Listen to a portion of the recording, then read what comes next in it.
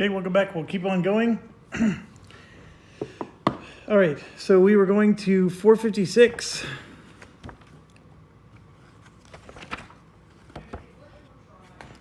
This time, so we successfully distracted the guards, and now we have our stealth team at work.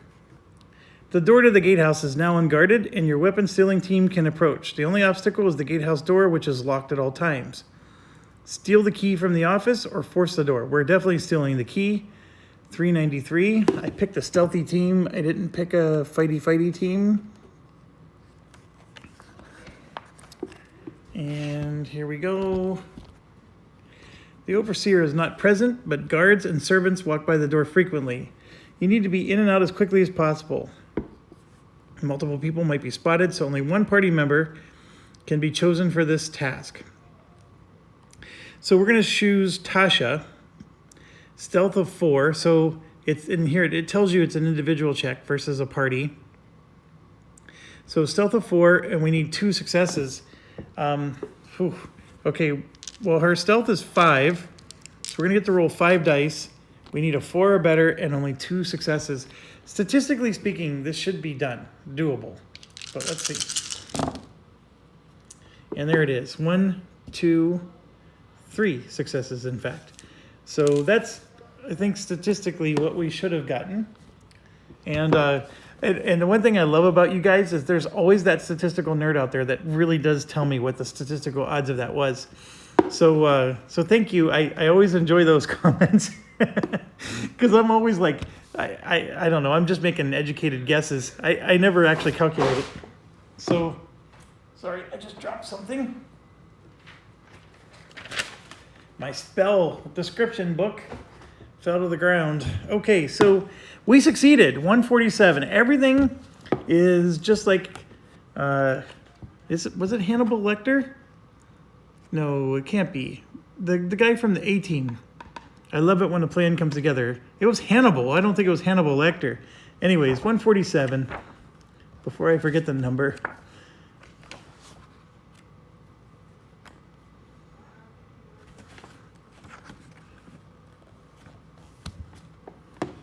With perfect timing, you slip into the room.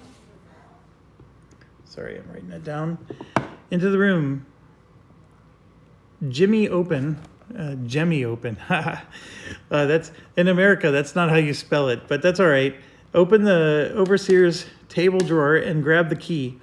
You emerge just in time, ducking into a darkened corner as a pair of guards wander by.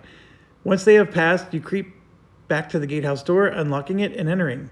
Turn to 611. So a lot of page flipping here. But now we go to 611.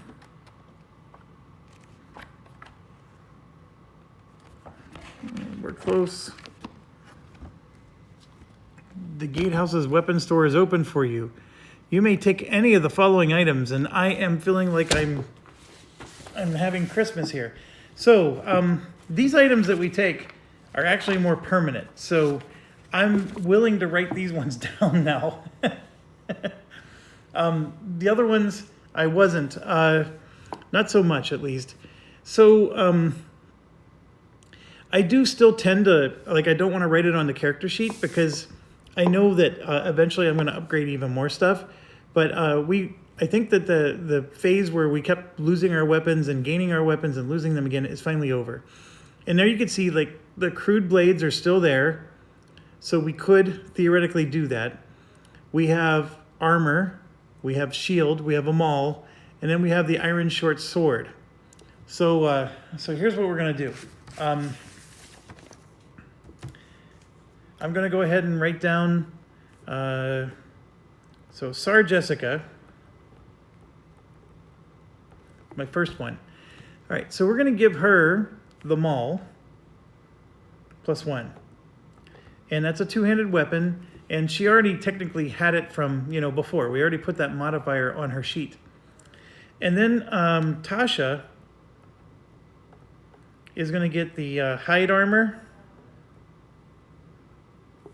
which gives her armor +1. Oh, hold on. I remember what I did with this, and that was not what so what I was going to do is, because like armor is cumulative. So Tasha could have the shield and the armor, and then she'll have a total of 3 armor points. But I realized what I was going to do here. What I recognize, it's very rare that you're taking 3 hits or more. And so having 3 armor is almost like overkill, because you're usually only mitigating 1 or 2 hits. And so I actually found it was better to give the armor to a second character, because as Tasha takes damage, her hit points are going to go down, and eventually it's going to be too risky to keep giving her damage. So having somebody else with at least some armor means you can divide up the hits and, and do a little better. And of course I have 2 characters that have 8 health each. So the obvious choice is to give Sarah Jessica the hide armor. So that's what I will do. Hide armor +1. And I'm going to cross it out for Tasha. Tasha is going to get the shield. So that's what she had in the arena. And we're going to give her the iron short sword. So she now has a +1. And then, of course, crude blades for everybody that's remaining. And then we can also grab a number of crude weapons for Everchild and her followers, and we're good to go. Okay, so I know I wrote all that stuff off to the side. So I just have like a little sheet here where I'm keeping track of some of their items. And it's just me being lazy because I don't want to write on the main sheet. But I don't mind putting the armor down. So for example, I have a 1 armor here for her. She has the 1 modifier. And then the fighting modifier is a 1 for Tasha as well. So now Tasha will roll 4 dice. And as things settle down and we, have equipment that's going to be a little bit more stable, we'll maybe write it in. But right now, 2 items. 2 items for Sarah Jessica, the maul and the hide armor. 2 items for Tasha, the shield and the iron sword. And then 1 item for the other 2. They just have the crude blade, which just prevents them from getting the -1 penalty. All right?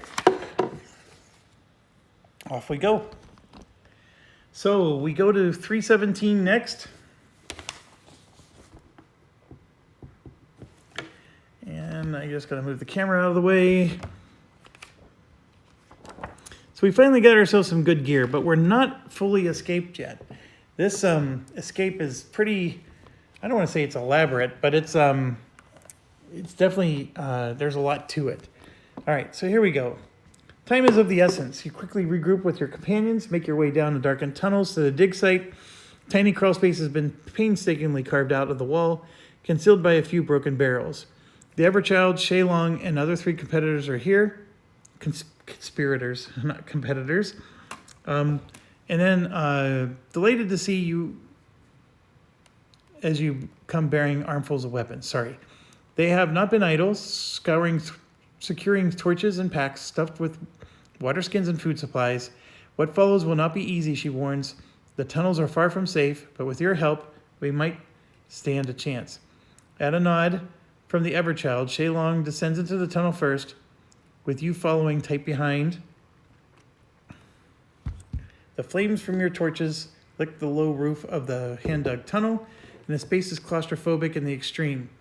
To your delight, the tunnel eventually breaks through into an ancient chamber. Oh, thank you. Sorry, I have some. Okay, I forgot where I was reading.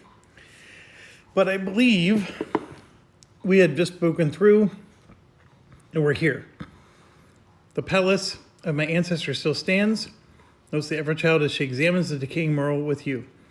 Much of the rest of the city is little better than mud-bricked hovels now. There is much work to be done. Examine the exits from the chamber, one at the back of the waterlogged chamber, which seems to descend down into yet more murky water. The dry exit looks most logical, but I wonder where the water-filled one leads, muses the Everchild. Will you offer to scout the watery arch? Okay, in full transparency, I scouted the watery arch, and it's worth it, but the checks are a little challenging, and I got really lucky with some dice rolls. So let's do it. I mean, that's what I did before, and like I said, I think it's worth it. There's some stuff in there that, in my opinion, were worth getting.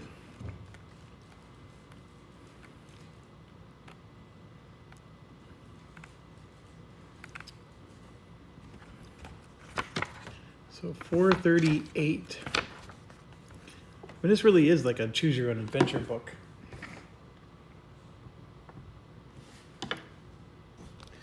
Okay.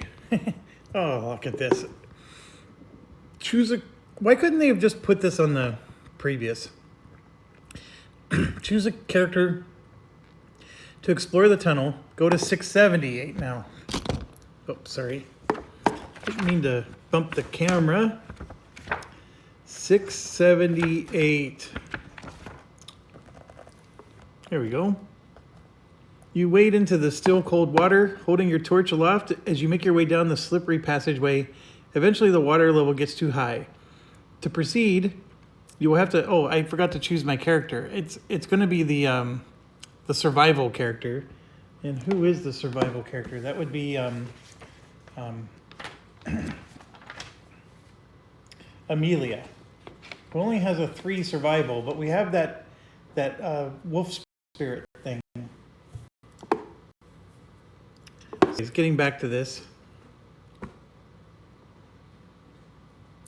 So if you wish to swim, make the following check. And there it is. There's survival. So it's a 4+ survival check. I only need 2 successes. And the problem is I only get to roll 3 dice. So here we go. 3 dice. And look at that. 1, 2 successes. So that was Rockstar right there. That you could easily fail that test. If you succeed, turn to 503. And that, of course, is what we need to do. You don't want to fail here. You're taking some damage.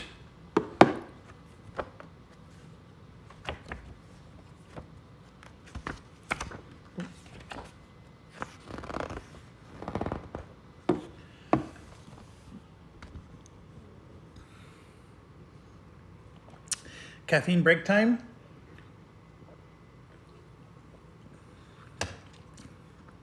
Ah, it's a spot. Holding your breath, you plunge into the cold water, swimming through the black tunnel. Eventually, you spy the tiniest glimpse of light and swim onwards, your lungs bursting. You emerge into a small but tall chamber filled with half-submerged smashed pottery. Light streams through a tiny crack in the ceiling, and you can hear sounds of the city high above you. The walls are unscalable, but searching the broken vases, you net 40 silver coins and a handsome brooch, which gives you charisma +1. That's the awesome part. So 25, 35. I got us some coins. So we got 40 silver coins and a handsome brooch. Charisma +1. I'm going to give that to Sar Jessica Dane because she already has a charisma of 4. So now it's a 5. And I will write that one in. Handsome brooch. That is a good item to find. Pleased with your find, you swim back to the Everchild and make your report. Satisfied the only way to go is through the dry arch, she beckons you. Go to 523. So it was like a little sidetrack, I guess. But that test could have failed. But we had the wolf spirit. That's sort of why I was okay. I didn't want to spend the wolf spirit because then it costs like 75 coins or whatever. 75 coins to replenish it. Merge into a large chamber filled with cobwebs, which incinerate at the touch of your torches. The floor of the chamber has half collapsed, and in a small crevice you can make out the eggs of giant spiders. The adult spiders lurk in the ceiling corners of the chamber. At least we didn't have to go get rats out of a basement. At least not yet. Waiting patiently for a chance to strike. You can make your way carefully through the crevice since sloped rubble is piled up on either side of the drop. But you would have to carefully navigate past the eggs. You also spy a narrow ledge around the crevice, which might allow you to avoid the crevice completely, provided you could all make it across without falling. Or perhaps it would be wiser to attack the spiders while you're on firm ground and get the battle out of the way. Oh, creep through the crevice would be a stealth check. Sneak along the edge. maybe also a stealth or maybe a survival, or just fight the dang things and get it over with. I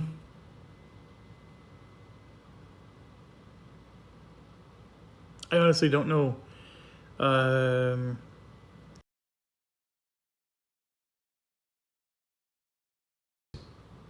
That's the question. And my apologies, my battery is getting low. I'm going to try to plug in my phone here.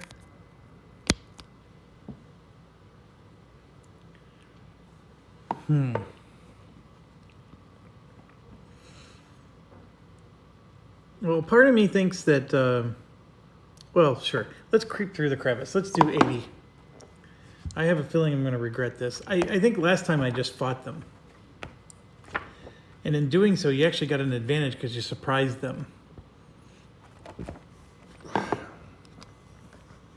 Holding your torches high, you begin to make your way into the crevice, carefully watching your feet in the dancing firelight as they crunch near the eggs. A giant spider above you crawls along the ceiling as if tracking your progress through her nursery. Step where we step, you advise the Everchild's followers as you carefully move forwards. So we get to do a team survival check. So it's 4 or better for the hits, and we need 5 successes. That is brutal. So as far as Survivor goes, we have 2 characters here. Tasha and Amelia both have 3 survival, and that's it. So I'm going to get to roll 6 dice, and I need 5 successes.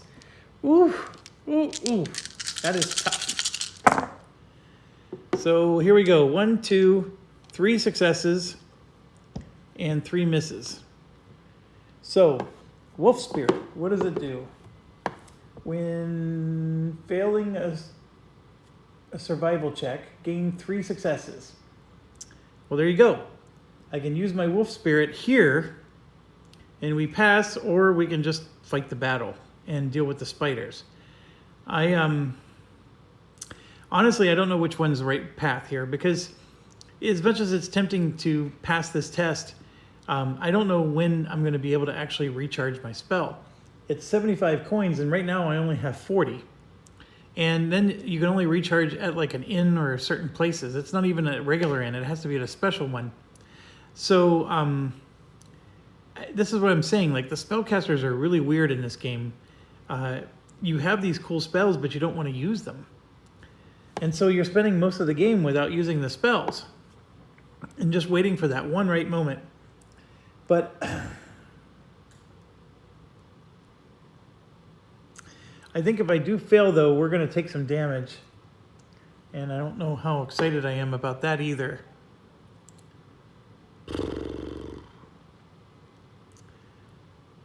I should have just fought the dang things.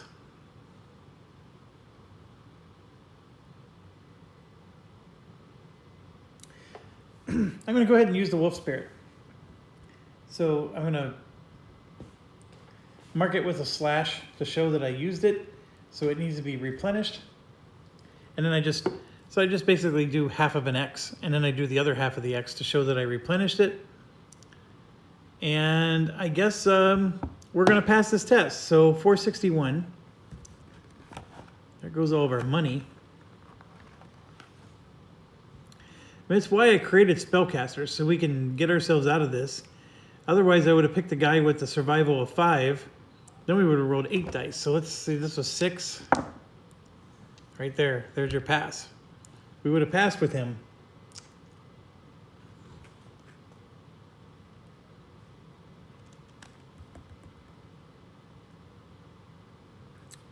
And, of course, I forgot my number. Holy crap. I gotta pause. Okay, I found it.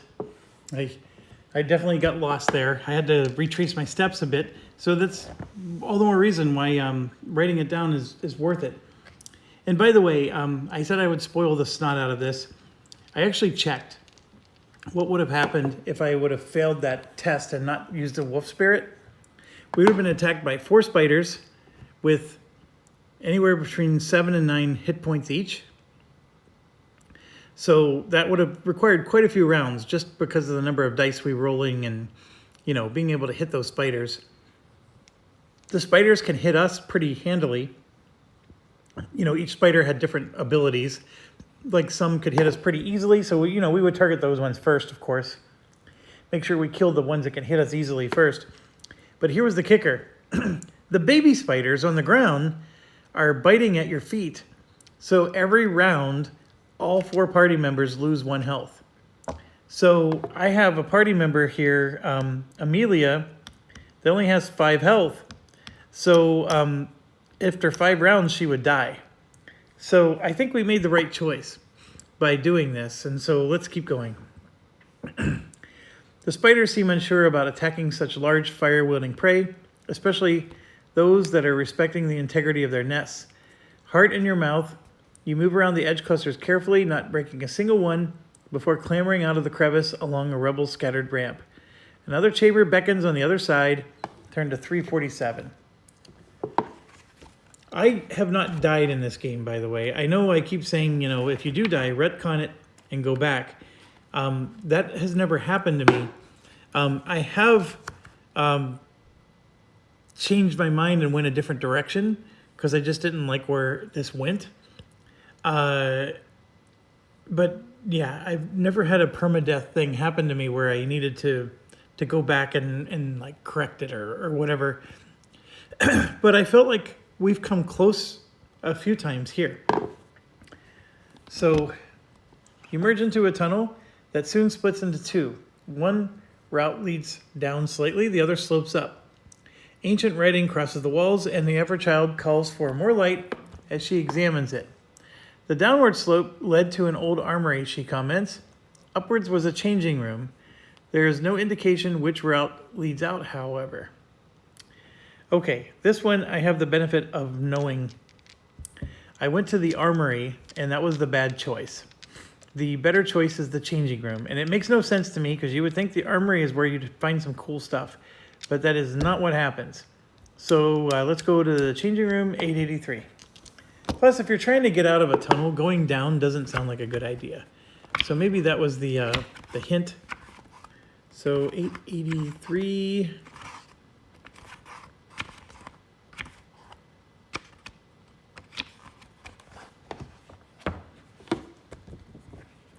It helps if you use 2 hands.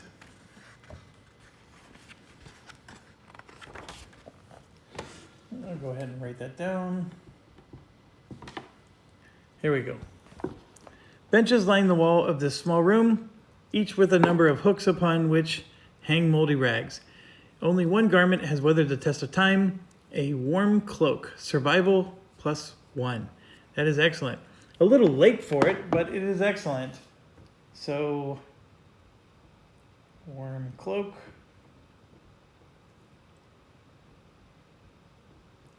So here's the other thing, and I'm going to show you as soon as I'm done rating here.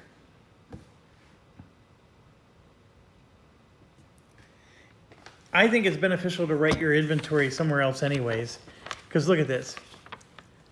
I can write that I have a warm cloak, but then what does the warm cloak do? Well, it gives me +1 survival. If I leave this page, I'll never see that anywhere again. I mean, I think there is a shop that sells warm cloaks, don't get me wrong, but like you have to write down that it's a +1 survival. And then of course, you know, you get your nice little +1, so now she has a 4. And then the same with the brooch, the handsome brooch. It's +1 charisma. And so again, you have to write down what exactly it does for you. And there's just not enough room, or that I just write like a ogre. I don't know which of the two. Maybe they're both true. But this is where it actually is on something else. So anyways, it says, take it if you wish, then continue down the tunnel. Although it was up the tunnel, 647.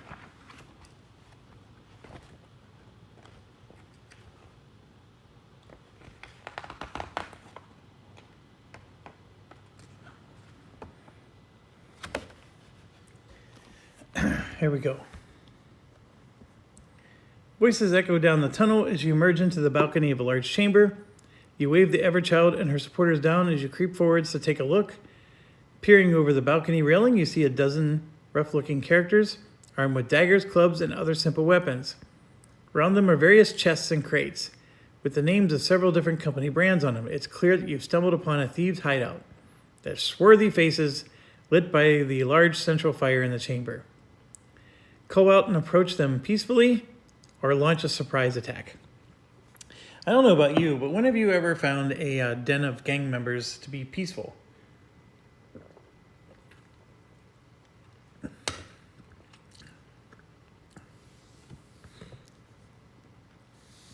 Even when that gang member is my own kids and I'm telling them it's time to go to bed, they're not very peaceful. We are going to surprise attack the snot out of these guys. Let's go to 889.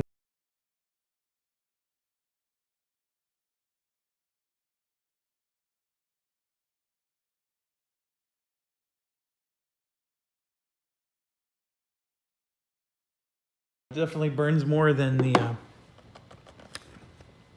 Let's see if we can get this battle over with. Ooh, look at that. Really cool dragon. I hope we get to this scene. 880. Well, maybe I don't. I don't know. Maybe we die if we go to that scene. But let's go to 889. This will not be an easy battle. The Everchild and her followers will handle half the thieves, while you handle the others. And I think we made the right choice, because I'm sure we would have had to battle more if we walked in and said, "Hey guys." So the thieves have an attack of 10 dice, and they hit with a 5 or better. Brecken rolls 5 dice and hits with a 4 or better. The thieves are easier to hit, but they have 20 health.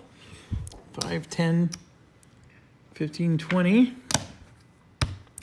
And then Brecken has just 9 health.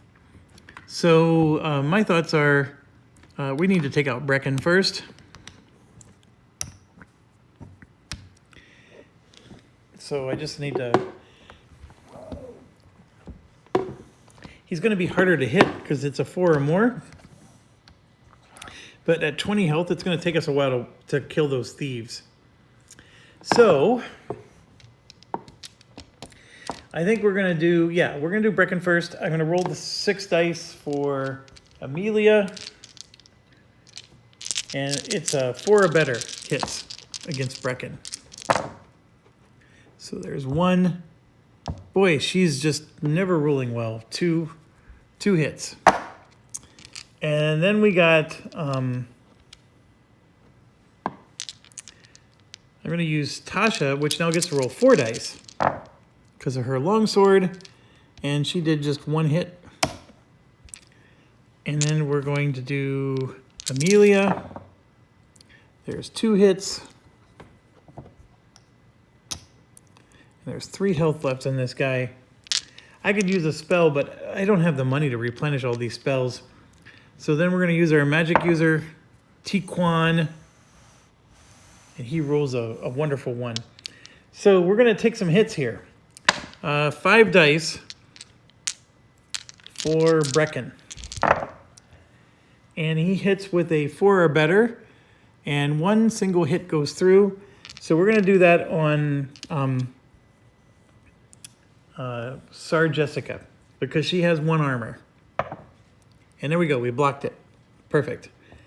Now, why did I do that? Because the bigger hits I'm going to use on the 2 armor person, and I don't want the 2 armor person, Tasha, to be taking all these onesie-twosie hits just because her armor failed to block it.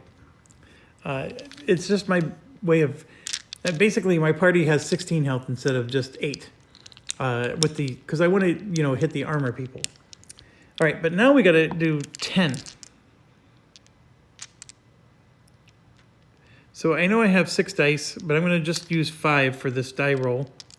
And these guys hit with a 5 or better. Those are all misses. That was a great roll. And one more time. There's 1 hit. So we're going to go Sar Jessica again. And I rolled a 4, so that's a block. So excellent, excellent. We took no damage. And now I'm going to use Tasha to go after Brecken, 4 or better. And only 1 made it through. Then I'm going to use Amelia to go after Brecken. 3 dice. And there's only 1 hit again.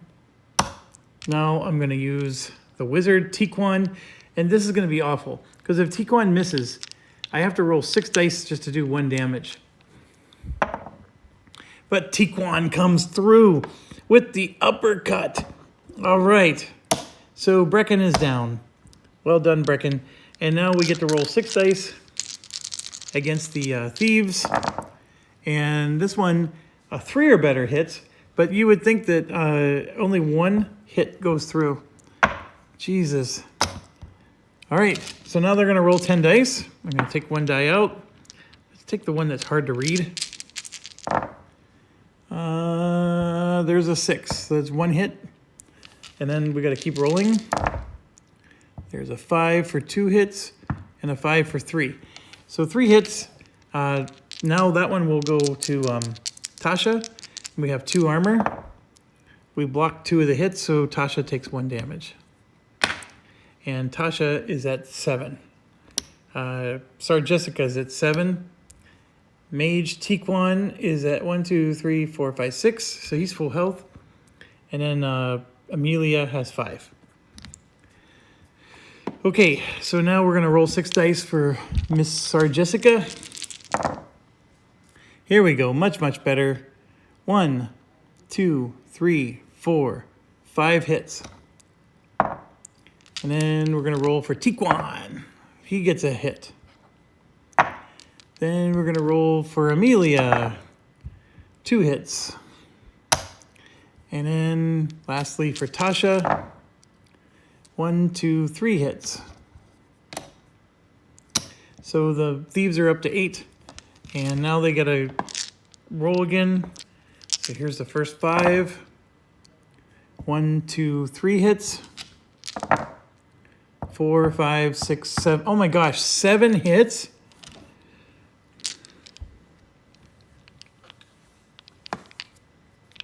And this all goes after 1 person. You can't divide it. All right, so Tasha has 2 armor. She blocks 2 of them and takes 5 damage. She's down to 2 health. Yes, that could have killed her if she didn't block any. That could have killed her. Now, one thing the game's not very clear on is we have those healing spells, the Soothing Touch. I don't think you get to, like, at the last minute, save them. The Soothing Touch is something you can cast in combat, but it's instead of rolling your combat dice. So you can, like, heal in the middle of combat, but that's your whole action. And then, of course, when you're out of combat, it's just any time. But yes, this is a brutal attack, or brutal battle. So we're going to go roll 6 dice again. Here we go. 1, 2, 3, 4. Then we're going to roll 4 dice. 1, 1, 1, 1. All misses. 3 dice. All misses. Oh my gosh. This could be the end of me. I'm going to roll 1 die. And that's a hit. So they get to go again. Here's the first 5. 2 hits. 3, 4, 5, 6 hits. I have 1 armor. I'm going to send it to Sarah Jessica. It fails. So there's 6. Sarah Jessica's down to 1 health. Wow. We are in trouble. But this should do it. It would take a miracle for them to survive this. There's 1, 2, 3 hits, and they're gone. So that's how we finished. 1 health, 2 health. They both had some decent health, but taking 5 or 6 hits like that was brutal. If you win, turn to 328. We won. Not by much. Can you imagine if we would have fought the spiders too? Holy cow. That would have been a lot of... we wouldn't have survived. The aftermath of the battle is bloody indeed. A dozen thieves, as well as one of the Everchild's men, lie dead. Reasoning that you might as well take the thieves' ill-gotten gains, you open the chests and crates to examine what kind of goods they had stolen. You count 75 silver. So that's enough to replenish our spell. And I could have used a combat spell. It really was crossing my mind. A reference book, which gives you lore +1. I mean, how awesome is that? So Tiquan's going to get that. Reference book.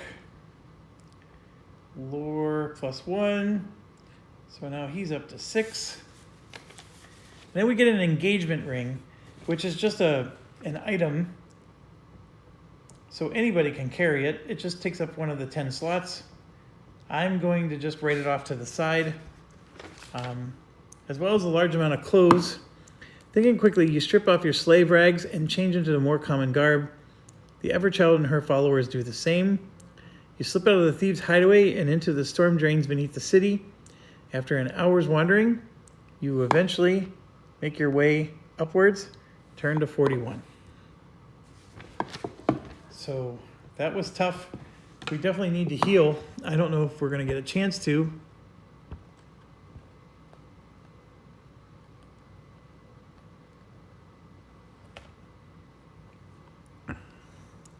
Dazzling sunlight almost blinds you as you emerge into daylight. You are in a sandy, secluded alleyway, the sounds of marketplace hawkers reaching your ears. You quickly help the Everchild out of the drains, hiding her behind some tall baskets as you check for the guards. "We are free," she gasps. "I feared I might die in that terrible place." Well, she lives forever. She's immortal. She'll just be reborn again. The rest of us, not so much there, lady. We have Perma Death. You don't. What will you do now, you ask? You cannot stay in the city. No, here we shall divide for safety, she agrees. Shaylong can look after me from here on in. I cannot thank you enough for your safe delivery of myself and my followers. I can give you no reward, and you owe me nothing, but... You silence her as you duck behind the baskets. A guard patrol of men in gleaming bronze armor clank past, wickedly shaped halberds in their grasp. "The Bronze Guard," hisses Shaylong, "the elite warriors and bootlickers of the Iron King. Their armor is supposedly enchanted, dug up from the palace vaults by the Iron King's servants. They are still men underneath," you growl. "If you hate tyranny and you would like to see justice restored, come and find me in the Cold River Inn in Lutanesh." Now, Lutanesh, I don't remember where that is. Lutanesh is right here. We're here. Lutanesh is there.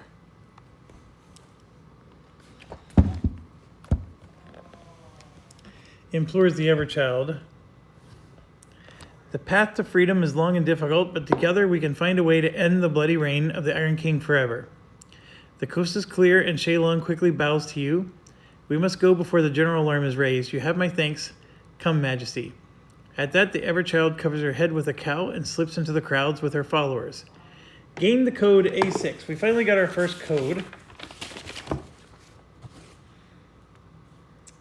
So we have A6. Okay, done.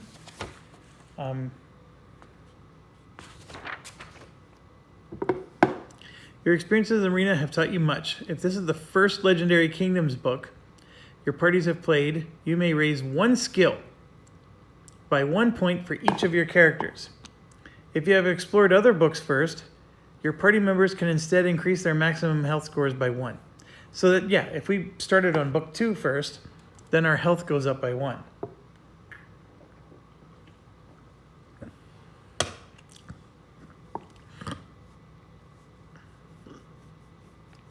So everybody gets to raise 1 skill by 1 point each. So let's do that. That is exciting. And I'm going to write the 313 down before I forget where we were. Okay, so for our characters, let's zoom this out a little bit.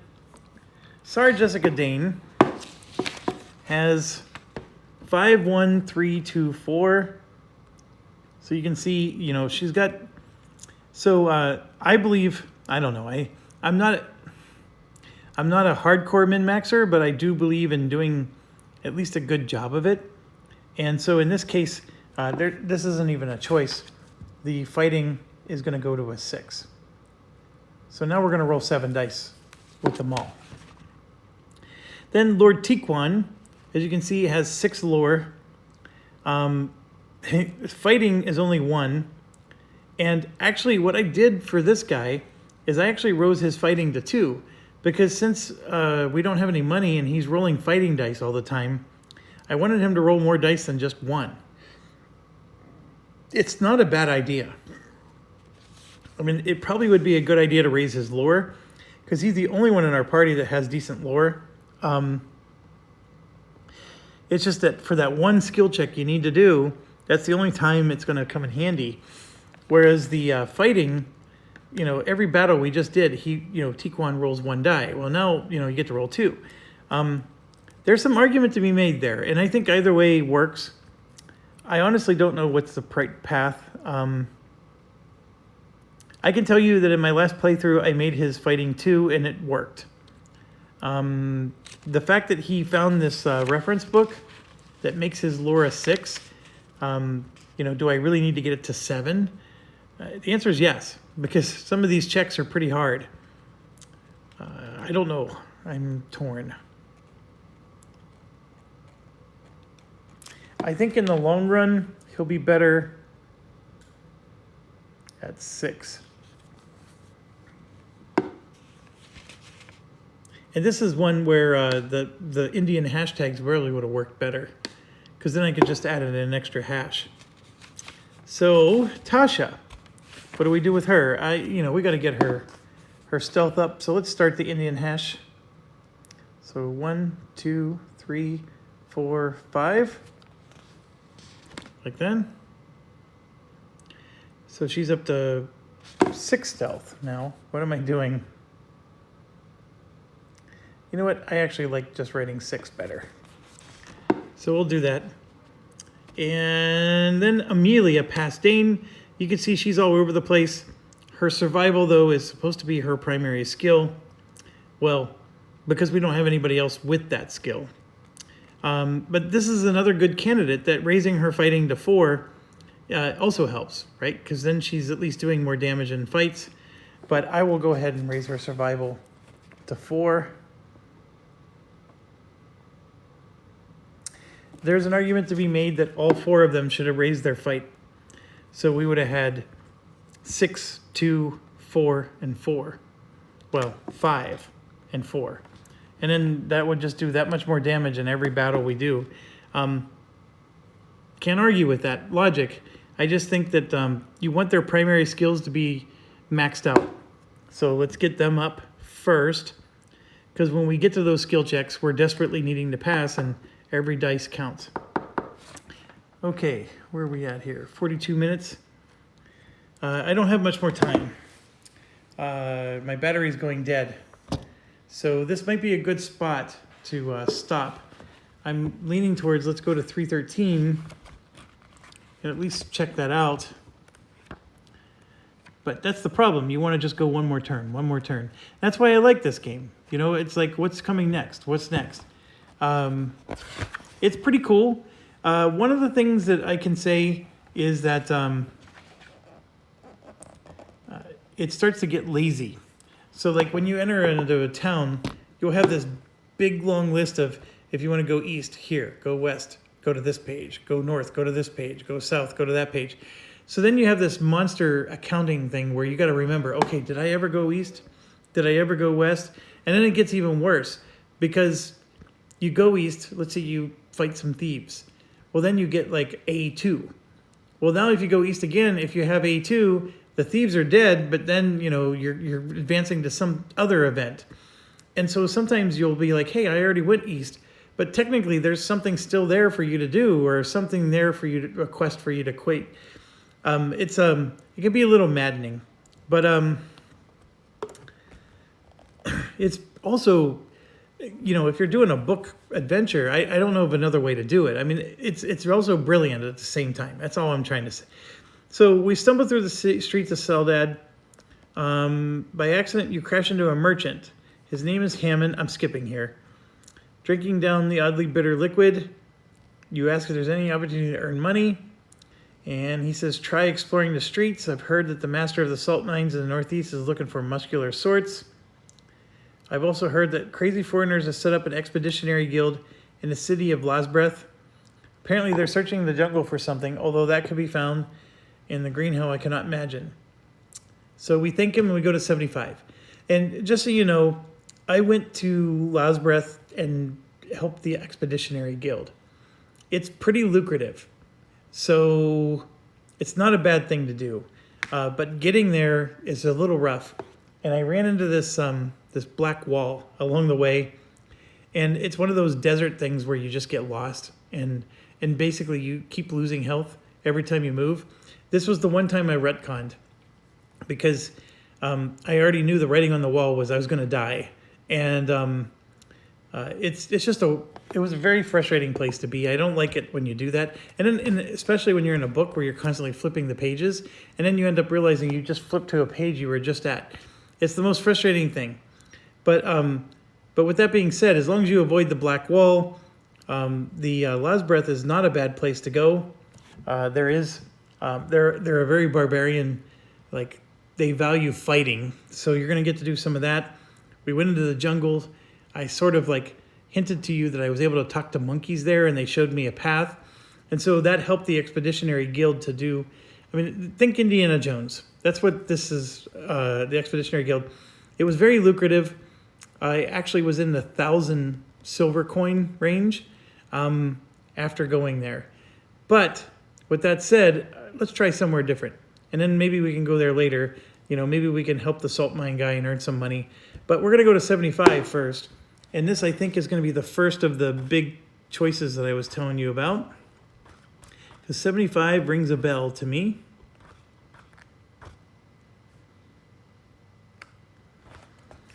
And so it's a big description of salt debt. Excuse me. We can find an inn, go to the marketplace, go to the slave market, visit the palace, head to the barracks, track down the local thieves guild, visit the Temple of Curses, visit the Temple of Kalu, explore the city, head west, head east, head south. So all those choices and more are ours. So this is a great spot to stop. We just go to 75 and now we got to decide where to go. Couple of things I can do to spoil this a little bit more for you. The slave market is where you would go to create a new character. So, because, you know, we were slaves too. So if one of our characters died, you go to the slave market and then you can, you know, you can get one of the two other characters, Brash or what's her name, or what's his name, the samurai guy, right? You can get one of them or you can create your own. And so that's what the slave market lets you do. The palace, I think, is closed because we didn't help him. The inn, I believe, is how we can refresh our spell and maybe heal. That might be worth doing. The barracks, I believe, is closed to us. The local thieves guild, we just ransacked them, so I don't think there's anything left to do there. Visit the Temple of Curses, Kalu. One of them is going to be closed, and like there's some politics stuff going on with those. They're competing temples. Explore the city is a very important one, and in fact, that unlocks a whole bunch of stuff. So yeah, I know I'm spoiling it. It sort of helps that I've played this before, but I promise you, the moment we leave the city and don't go to Lasbreth, we are now doing stuff I've never encountered before. Because the only thing I did was I went to the Black Wall and I went to Lasbreth. And then on my way back from Lasbreth, I encountered some mage building. There was like a wizard home, and he basically, I had no business being in there. Let's get that out of the way. I snuck in his house to try to steal stuff. I don't know what I was thinking, but I realized it was a bad idea, and that's when I quit. Anyways, there's a lot to do, and I'm just going to check 172 because I don't know. By the way, it doesn't matter where you go. You always end up back at 75. And so, but I'm going to check 172 because if the inn is cheap enough, I want to heal before I quit for the night. Oh God, it's awful. Look at this. For every 5 silver coins you spend, you can recover 1 health point. Spellcasters can recharge. And then there's See, Blackwall is a place of ill reputation. No one knows why it was built or what it's walling off. Since it's easy to go around it, still those who become obsessed with it tend to disappear, never to be seen again. Like, there is a way inside of that black wall, and yeah, we didn't do well. But 5 silver coins per health point is brutal. We need 7 health to heal. Jessica. Now, that would be 7 times 5. That's still just 35 gold. But if you think about it, if we use our Soothing Touch, which heals 5 damage, that's 10 gold per health, if you think about it. So these spells, while they're great, that's currently at a rate of 10 gold per health. So the inn is actually a better rate. And then every party member gets 1 health, not just one party member. But of course, this is meant to be used in a pinch. And so I need to think about that. If we want to, we also, to get that wolf spirit back, we would have to spend 75, and I do have 75. So I will do that. I'm going to spend the 75 to get the wolf spirit back. That, I think, is important. So we're going to go ahead and finish our first X. So that means we used it, and now we refreshed it. And what do we got left? We have 25, 35, we have 40 gold left. So we can spend the 35 and then heal everybody. So we have a whopping $5 left. And you might be thinking, well, why don't you go to the marketplace? You know, you could spend that money. Trust me, the marketplace is in the hundreds. There's some stuff that's like 75, but you're not gaining anything. Getting back to full health is far more important at this point. And then, you know, watch, I'll log in tomorrow and we'll play, and then I'll realize that there was a way to heal for free. So anyways, thanks for watching. Stay awesome. And there we go. We're leaving off in the town. We do have some exploring to do before we leave. There are some things to do. And then when we leave, what I did last time, like I said, I went to Lars Breath. And then this is where the expedition occurs, is in this jungle. So I did that. And then right here's the black wall I was telling you about. So I went straight down to the black wall, got lost, almost died. I had to retcon that one. And then I went through the tumblestones, which didn't do much. Then Lars Breath, there's a lot going on there. I did the expedition, made a lot of money. And then right here is this palace of something something. That's where the wizard was that I ended up in. And this is where I quit the game. So I did south, and then I just did this southwest corner. I was heading to Clifftop. That was the part where I was trying to go. I never made it. I never did the oasis. I never made it to this island. And then anything to the right, I didn't touch any of that. So I promise, if it's spoiling it too much, because it seems like I know exactly what to do next, I'm quickly running out of that advantage. And so you can see here, a little description of book 1. And it's a pretty cool game. I like it.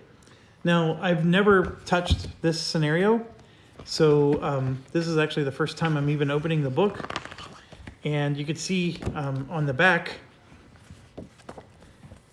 a whole different area of the world. And so right here is the Valley of Bones, and that's Saltdad, and then there's Lasbroth. So you can see, like, you can picture in your mind that map we just looked at, where here's Clifftop. So this is where the book 1 is taking place. And then the book 2, I believe, I already forgot where book 2 is taking place. So you got this big city here, the city of Longport and Longport Bay. Looks like a weird version of Michigan right here. So book 2 is occurring here. There's Longport, and there's the Longport Bay and the top of that. So it's just this little area here. It's not even the rest of this. So very cool. Let's see what they have there. You must select a group of 4 adventurers.